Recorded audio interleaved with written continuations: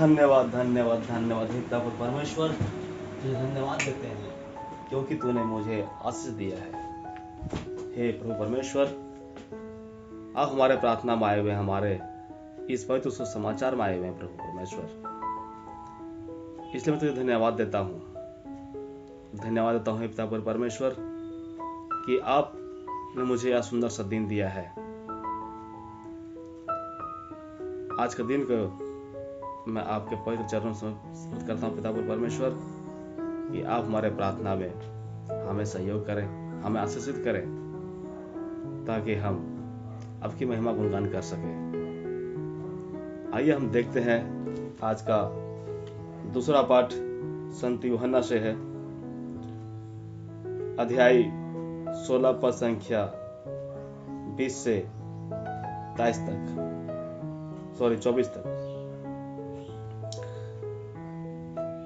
मैं तुमसे सच कहता हूं कि तुम रोओगे और विलाप करोगे, परंतु संसार आनंद करेगा।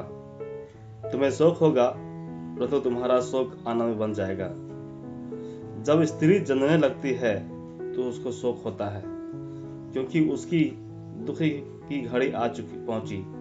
परंतु जब वह बालक जन्म चुकी हो तो इस वक्त इस आनंद से कि जगत में एक मनुष्य उत्पन्न हुआ, उस संकट को फिर स्मरण नहीं करती। और तुम्हें भी अब तो शोक है, परंतु मैं तुमसे फिर मिलूंगा और तुम्हारे मन में आनंद होगा, और तुम्हारा आनंद कोई तुमसे छीन ना लेगा।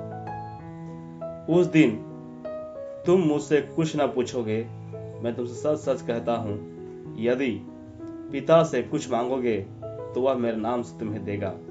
अब तक तुमने मेरे नाम से कुछ नहीं मांगा, मांगो तो पाओगे, ताकि तुम्हारा आनंद पूरा हो जाए। यह ईश्वर की वाणी है। भाई और बहनों, आज का हम पवित्र सुसमाचार में देखते हैं कि पिता ईश्वर कहते हैं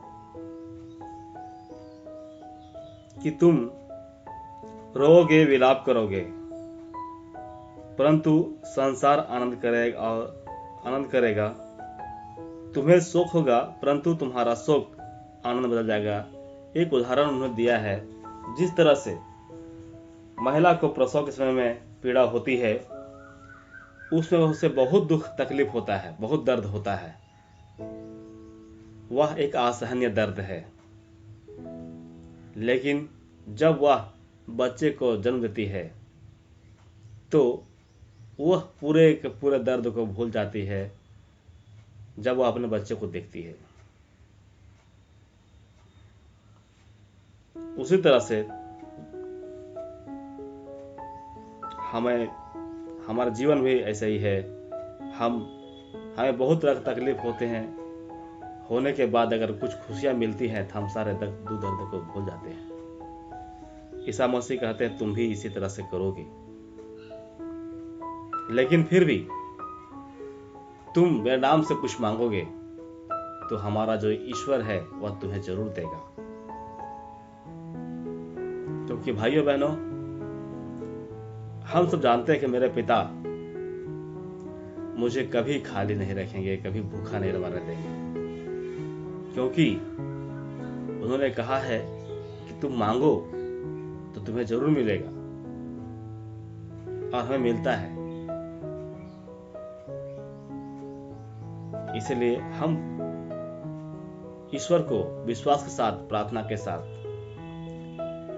दिल से हम प्रभु परमेश्वर को धन्यवाद करें और मांगे हमारे जीवन के हर एक खुशी, हर एक पल को,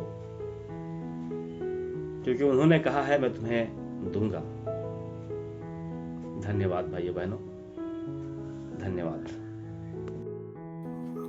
और भाइयों बहनों, मैं आप लोगों से विनती करना चाहता हूं कि आप लोग हमारे इस चैनल को लाइक और सब्सक्राइब जरूर करें, ताकि हम अपने पिता परमेश्वर का पवित्र सुसमाचार को लोगों तक पहुंचा सकें।